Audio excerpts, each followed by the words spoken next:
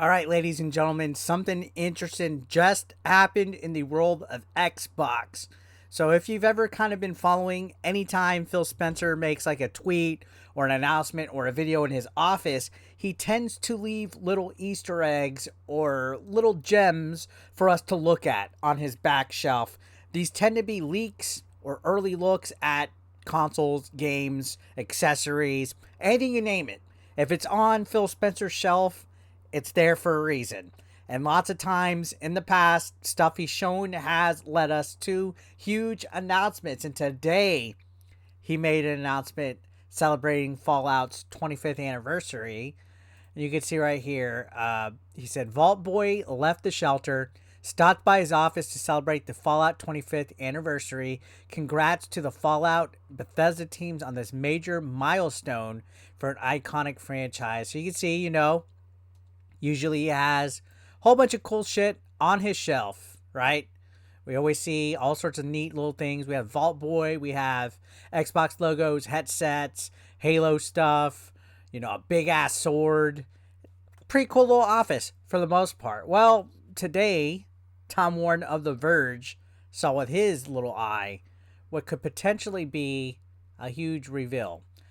So earlier, within the last couple years or so, we've had I guess Xbox hinted at development of a console called Keystone. Its project is called the Keystone.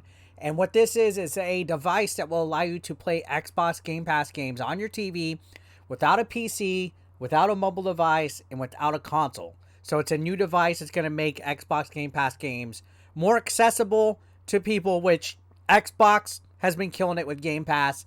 The news today just came out that they made over $3 billion.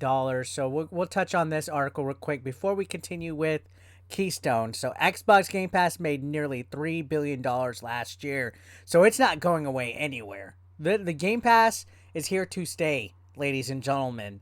This is now officially part of their ecosystem. They're making lots of money off of Game Pass. And yeah, $3 billion off of a formula that I think is only going to get better with the acquisition of Activision and Bethesda and everything that they're buying up. They're going to have a huge catalog of games. Imagine if Call of Duty goes exclusive. Not that they said they had any initial plans for it yet, but imagine the day that it goes exclusive and it's on Game Pass.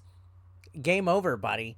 I mean, that alone is going to make enough revenue to compete with what they're making right now. And this is without Xbox having any real huge first party heavy hitters. Halo was like the last one they did that I could even think of, and they screwed the pooch on that one. Imagine if they had their stuff together like Sony does, and we had all these huge heavy hitting first party releases. Man, anyways, I like the idea of the Keystone device. I like the idea of making Game Pass a lot more accessible to where people don't need a console or a high-end PC. It's almost like what Stadia was trying to do. Google Stadia had the controller. Like, if this was the Stadia controller, and it was, as long as you had like a Google Chrome compatible device, you were able to access the games. But for whatever reason, Stadia just didn't have it in them to continue and make money. People just didn't want to deal with Google Stadia. People want to deal with Xbox Game Pass. $3 billion is enough proof in the pudding that people want to support Xbox Game Pass.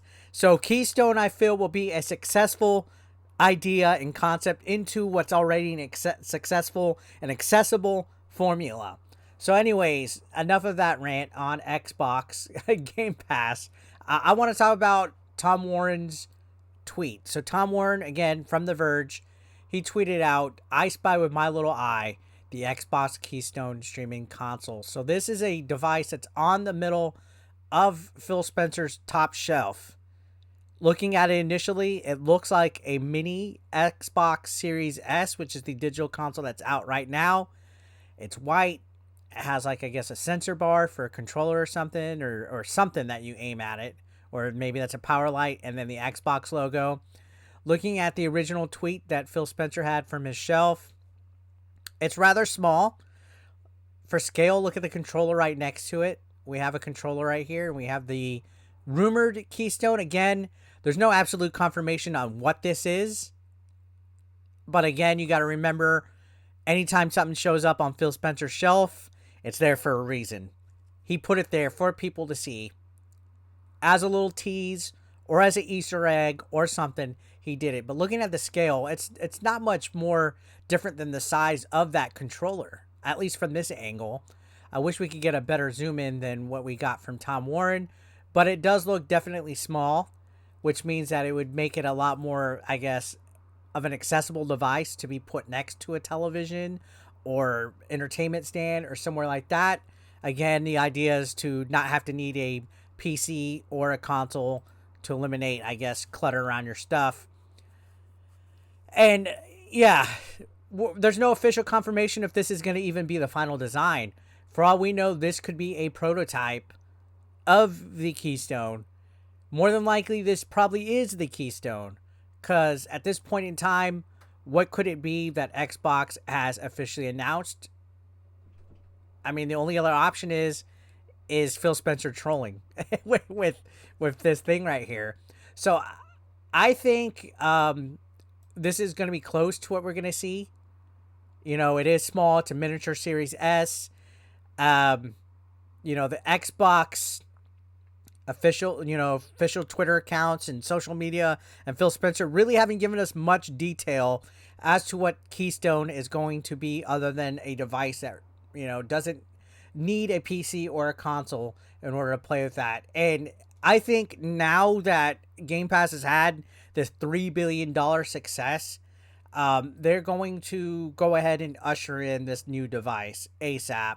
And I think it all starts with this subtle, I guess, tease of the Keystone device itself. Again, I can really appreciate what Game Pass does as far as a whole with bringing accessibility. I know there's still a huge amount of people out there that are anti-cloud and anti-game subscription service, actually. They're like, oh, we want to own the games. We need it. $3 billion. It's not going anywhere, guys. They made $3 billion. They're going to go with that. There's enough of a demand, obviously, with Game Pass gamers to keep making ways to access the features and subscription service and all that good jazz. So Keystone is the next thing up. Now, when is it going to be officially announced? Who knows? We're coming into the winter months, the holiday season. It's October 10th right now. To me, this is probably something that's going to come out next year. There's no way it could come out this holiday season. It's too close. I don't think they can market it enough in time. I don't think they could build enough hype. So I'm thinking and leaning towards next year sometime. Maybe this time, fall next year, they start pushing this Keystone thing immensely. Again, imagine if Xbox had, you know, their shit together with first-party title games, and Game Pass is already doing $3 billion now. They could probably double that. They could probably get $6 billion, plus add on a new device that has the ability for, I guess, casuals and people that don't own these consoles. Because think about it. Not everybody's going to go out and buy a console or a PC or this and that. This opens the world to being able to put something that's smaller than a controller in your bag and plugging it into your TV. And I think, to me, it's just another great revenue stream. I think they're hitting the nail on the head right now. And I'm excited to find out what Keystone is. And seeing this first little tease about it is very intriguing. So what do you guys think? Is this the Keystone? Let me know your thoughts down below. I'll see you on the next one.